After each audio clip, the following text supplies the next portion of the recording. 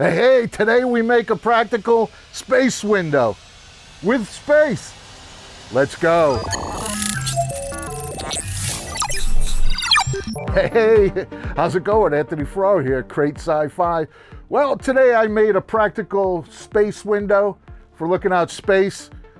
Very excited about this. Got the TV from a thrift store for like $19. Made this out of foam, so it's lightweight. But it was really exciting because it was born out of necessity. For the sake of this video, I have like this animation on there. It'll be something more like that. So this is instead of putting a green screen, right? I've done tons of green screen. I did a full green screen movie, Galactic Galaxy. I did a no-budget green screen film, Zenith Run series. All that stuff is on the channel. But what I've learned is, in the case of Starfisher, this is for Starfisher, he looks out the window and it would just be green and it would just be like, I just know from experience, it'll double my post VFX workflow where all I need is just stars out there, right? So this made more sense. And I'll show you, so I found the location. When you're building these things on a budget, like to build this set would be at a crazy expense, right? So I'm renting it from this place and I have to deal with what's there. So a lot of my film is looking out the window, looking ahead, seeing what's going on. So that doesn't really work in this set. So I could just put a piece of green up there. But again, that would be making too much work for myself. And things always come around full circle, right? I like the idea of doing it practically. The player, you know, it's like an SD card on Amazon. It's like 25 bucks. A smart TV, you wouldn't have to get the player, but then it's like, I probably couldn't get a smart TV at the Goodwill for like $19. Like this doesn't have a remote. I don't need a remote. I just turn it on and off and then I have the remote to do my animations. So it's a really good solution and I'm rambling on because I'm excited about it, right? So I had an idea. I think this will work. There it is. I think it works. So let's get into the build. All right, so some CAD, cardboard aided design. I just want to make sure that my concept works. The main thing is I want to check that I'm going to get some parallaxing if I sort of push the nose of this out. And it's doing what I think it's going to do, so I feel confident. You know, the cardboard will also be my templates, but it's a proof of concept, and that took like 5 minutes. So cardboard, always the way to go. So I have this foam left over from when I did Wakener way back. So, you know, you save everything. So the reason I'm doing this is on foam is because, you know, I'm going to be hanging it off a TV and I know it's going to be precarious. And I just figure with foam, you know, less chance of things going wrong. It doesn't weigh anything. And, you know, foam is a cool way to make armor and metal. And, you know, you could go to Home Depot, you could go to Harbor Freight, you go to these places to get the floor mat foam to achieve sort of the same thing I'm doing here. You could stick with cardboard, you could use poster board, you know, lots of things. But this is the way I'm doing it, but the steps will be the same depending on your budget and what you have available. So now I'm just sort of refining my templates. So what I did, you saw there in the cardboard, is I kind of figured out the angle of the nose. Again, you know me on this channel, I'm not doing math. I'm just like, that looks good. So now I'm trying to copy what I mocked up in cardboard into this template, which is, you know, whatever angle it is that allowed me to get that nose that was jutting out. So I'm just moving and getting close. Probably going to be shooting this film in about a week. So that's when things, you know, start to come to a head. And you'll see here, I'm cutting this foam and I get these ragged edges, and that's stupid because I should be using a fresh brand new blade to not get that. But I'm in a hurry. I want to get this done. So I'll have to fix it by using the heat, and then I'll use some sanding. But if I had just went and bought a brand new blade, it would have alleviated a lot of this, right? But then I also have like, all right, let's go. So it's a little fuzzy, but it exists, right? Because I've probably been I've been procrastinating building this for a couple days. So you got to weigh the good with the bad. And what I did there is just the heat. It seals the foam, and then it allows me to sculpt it flat because it was rolled up into a tube for probably a year. And I'm using hot glue on this for a couple reasons. Hot glue just keeps the party moving. I could be using barge cement, which is the ideal way to use to glue foam, but you know, you got to wait for it to dry. Like I said, I have been procrastinating. I just want to keep this moving. It's a little saggy there, but I'll be fixing that up as I put more structure on this. So now I got to make the window. And if you watch my channel, you know this is how I roll. So the width of the window is that width because that's how wide the tape is. And the tape will give me a straight line. And with this window, I need rounded corners, so I had this spray paint can handy. And I'm going to make the rounded corners with that. Here, I kind of got smart in my old age, and I'm trying to at least sort of sharpen up this blade since I don't have any new ones. I should have had new ones. And here I'm just cutting out the shape because I figured it'll look more interesting rounded instead of squared, and foam allows me to do that. And you know, when I say things like, oh, you know, this is the width because that's how wide the tape is, that's true, but I don't want to make it sound like I don't care. I do care. I take this very seriously, but I've learned over the years there's doing and not doing, right? So it's like, what wins at the end of the day for me is, did you do it? Did I think, oh, maybe I can make a practical spaceship window from foam and hang it on a TV? That was an idea I had. I'm executing that idea right now. I don't have the mental capacity to execute that idea, make things finely and perfectly, and, you know, just get all caught up in the minutia. Like, I got to go. And then, you know, and then here I am cleaning it up, right? So sorry to go off on that, but what I'm trying to get across is sometimes it's better to just get going than to think about it and think about all the reasons why you shouldn't get going. So now I'm taking off my tape, which just happens to fit exactly the width. So that worked out. So now, because I'm building this not perfectly, I need to make sure that I know what's the back, what's the front, because everything's fitting together as I go, right?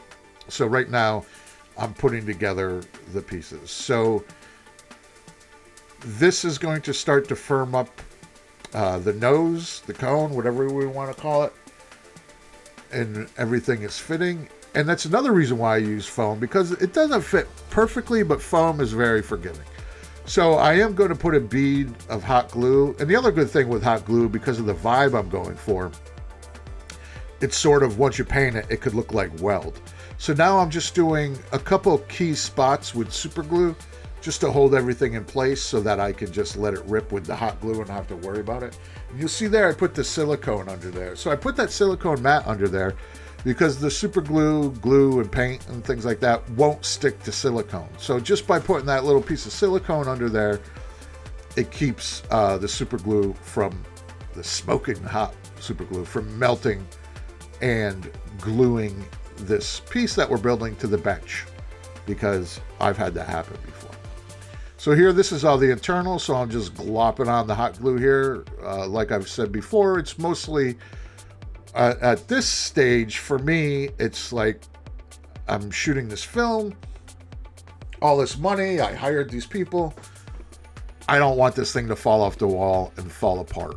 So I put globs of hot glue. Too much hot glue, but enough where on the day, since I'm doing most of the jobs myself, I don't have to worry about it.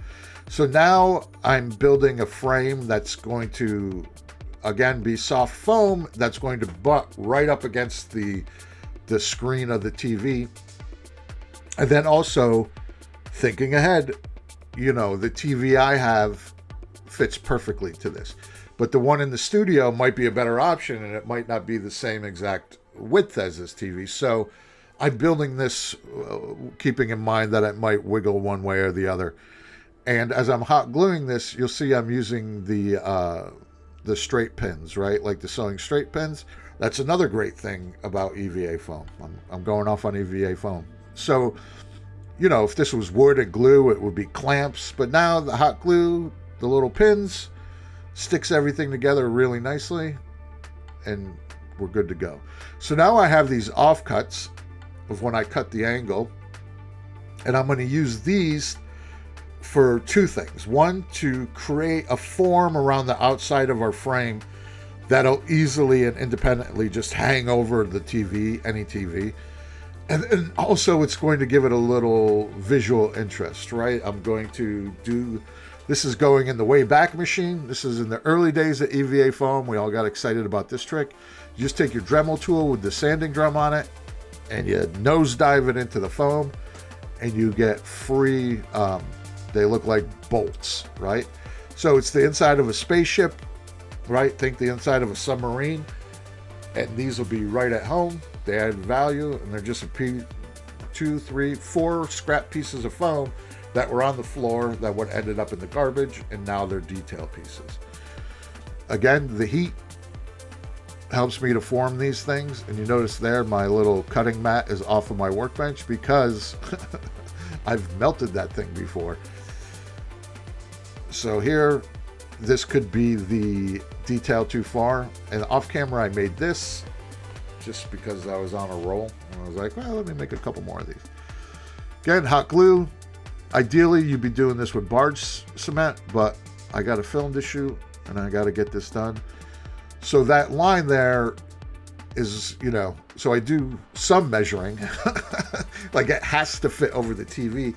So what I did there is just made it an inch so that I know it'll cover the TV easily and be secure. It won't rattle around, right? Overbuilding. There it is. I kind of like those push pins. Maybe one day I'll make something where those are the main event. So there it is, hanging off the TV, just a little test, a little nose. I'm calling it a snout, a nose, right? Or a little drive-through restaurant garbage. Garbage pail HUD. I'll drop my McNuggets in there.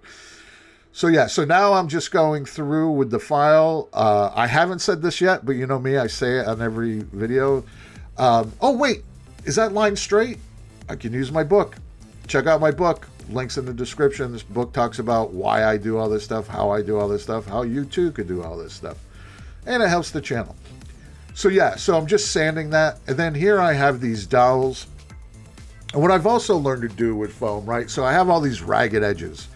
And this is going to eventually look like a cast iron, like a metal industrial thing. But the ragged edges kind of distract from that. So what I've learned is that when you take these detail foam pieces, and since the explosion of EVA foam, its use in cosplay costumes, there's a lot more of these types of things available. Like you said, be able to find these things, but it was hard. But then these, I think I had them on hand because I just picked them up one day from like Joann Fabric or Michaels. And they come in really handy. So what I'm doing there is I'm just wrapping the edges with this. It's a half dowel of EVA foam. That just cleans it up. And then you've seen me, I'm getting so much mileage out of this cable wrap, I guess it is, right? Like when you want to put a bunch of loose cables and clean them up. I use this stuff for everything. I use it a lot for helmets. It's just great for cleaning up handmade edges when you're trying to make things look industrial. Again, this would not work on a Star Trek 2001 Space Odyssey type set, but on a Star Wars inspired, down and dirty, real world set, this works fine. So that cleaned up that edge. It's still a little wonky, but as you can imagine, I'm going to weather the heck out of this thing. It'll all tie together.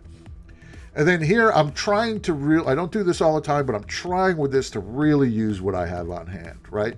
Like I would have preferred those half dowels for this faceplate, but I only had the full dowels left over from the Wakener build. And while this is a budget build, it's also a budget film, right? Like I don't have a lot of budget for Starfishers. So it's these dowels. And once I glue them, they're fine. They're perfect. They're the exact ones I wanted, right? That's how I mentally handle that. So again, you know, it's good that these are all different colors so you get an idea of how I'm putting this together. But once we put some primer on there, it's all gonna gel, right? So there it is. Keep checking the work. And, you know, I'm filming this for the channel, but also when you film stuff, it gives you a better idea what it's going to look like on camera. So here I have my evil Ted Greeblies that I always make when I have to do resin, my overpour, I always put in these molds. And I don't really need these, but there's another reason why I'm putting these on there that I'll get into later. It's just sort of like a safety. So now I still have all these rough edges. So just some quick seal. This is, you know, sealant that you use in the bathroom, like around the bottom of the tile, like in your bathroom, so that the water doesn't leak behind the tile and get into your foundation. And I didn't show it, but off camera is just a little cup of water. And you put the water on your finger, and then it just really smooths this stuff out. And again, you can see I'm not going for pristine, but I'm just cleaning up the edges. And so this won't look like two ragged edges of foam. It'll look ragged, but instead it'll just look like ragged steel that, you know, was rusted or whatever. And here, just on my laser cutter, you could easily do this with a knife. It's just straight lines, but I have a laser cutter, so, you know, why not? And I'm just adding, this is very thin foam, and I'm just adding these details. Again, these are in foam, so I can just glue them. And all these are going to do is, when I paint it, it's just going to create shadows, distract the eye, and just add value. Like I said, I'm plastering that logo all over everything. Spoiler alert, that logo means nothing. But it's everywhere on the set because I like the idea of, you know, something like in our world, like Amazon or Microsoft Windows or something, like the sort of things that you just always see in the background, right? Or like, you know, like the Intel logo that's on all computers. Like I just wanted something like that. So now I'm going to hit the whole thing with Plastidip because when you build in foam, you just can't hit it with regular spray paint. The rubberized Plastidip is sort of the primer coat they have to do. And this kind of ties everything together also. So you can see in there. So now I got to put a window in here. So again, this is budget build. So I could buy plexiglass that is really expensive right now. But instead I take a cardboard template and I start thinking, where can I get a piece of plexiglass? I'm going to hit that with gray primer, black primer, and then the final thing is going to be gray. I'll paint it, and while it's drying, I don't want to get ahead of myself, I'm still thinking plexi. I have no money. I need plexiglass. What am I going to do? And I was having that thought in my office while this is drying. And again, I'm going to put more coats of gray. You can see that it's bleeding through there. But the gray is the color. And then I had a Barbarella poster on my wall. And I was like, let me take a piece of that frame. And the reason I took it off here is because it's lightweight. I could just buy something online. But again, procrastination. I'm in the zone. I'm finally making this window that I've been needing to make for a while. So we sacrificed the bar. I still have the poster. I just sacrificed the frame. But you see there how it's like, you know, soft plastic, so that's going to work great weight wise. And what I'm doing here is I'm just tearing up some painter's tape because what I want to do is I want the window to be filthy, but because we also want to see the stars from there, I'm going to do a compromise, right? So I'm going to create a grungy border around this window where we're going to sand it, we're going to spray it, we're going to put some weathering. Now, if you've been following along with these Starfisher builds, I've been putting this heat tape on everything because I saw some TV show about like astronauts in the 70s and their ship crashed and they were putting this heat tape on everything to fix the spaceship. And I was like, what is that? And I love that idea, right? So it's like the NASA version of duct tape. So you'll notice that tape is everywhere on my set. And you'll notice because I told you. If I didn't tell you, you wouldn't even notice it. So now some sandpaper. And so that's why I have that piece of masking tape there. it kind of like, I'm going to sand all the edges. Now the clear, in this instance, what it's going to do is it's going to dampen it, right? It's going to almost frost it. But because I have this ragged piece of tape in the middle, I'll be able to still maintain a piece of plastic that we can look through and see our star field. But at the same time, it'll be weathered and it'll match the rest of the ship. And I think that'll become clear once I remove all this masking. So now I'm just using the air, and I'm using my paints and my nicotine paints. Again, you can just use like brown spray paint, brown acrylic paint. And the air gives me like the spider webbing. But again, you could just do it with a paper towel, however you want. And then the hair dryer.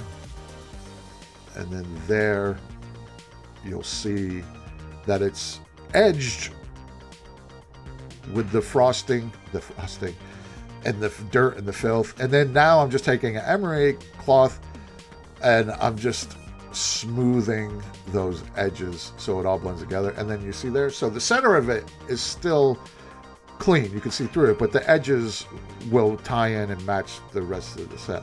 And then there's another reason that I'm doing this. So here I have Velcro. The reason why I'm not permanently affixing this window is it's reflective. Even though we dusted it all up and scratched it all up, there's a good chance we could find a shot that we want of our set and our actor, but maybe the window is reflecting and you see the camera or the crew in the reflection. So to eliminate that, you would just tilt the glass up or tilt it down just a tiny bit until those reflections are gone. So if I had just hot glued the piece of plastic in there, it could have been problematic. Now that I've taken the time to put the Velcro on there, certainly it won't be problematic, but if I didn't, it would be. If you know, you know. So back to what I was saying about the greeblies earlier. So what I'm doing now, this is like a safety net for me. So in these greeblies, I'm putting a little bit of nail polish, a little bit of blue, and a little bit of green. And there's nothing else on the set that are those colors. So the idea is, and I'm about to dry brush some silver now. So the idea is that this window is also practical, right? So instead of having a green screen in the back in front of the actors and then comping in stars, it'll be real.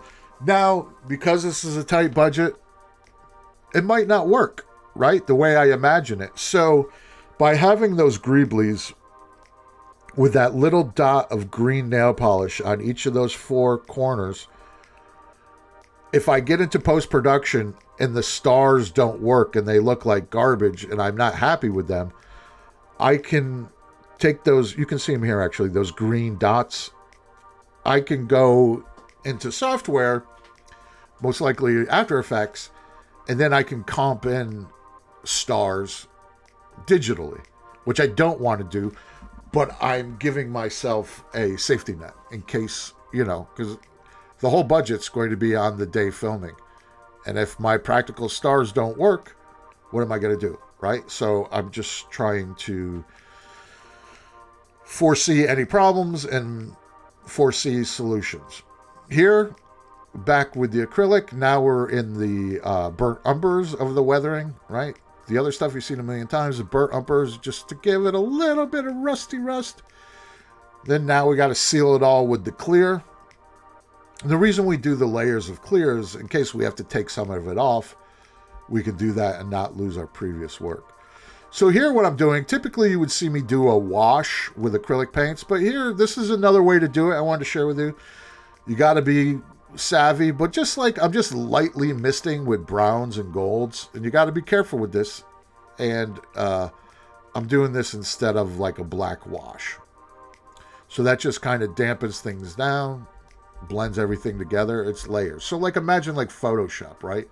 And we're doing all these different layers, and then that's what helps to bring it to life.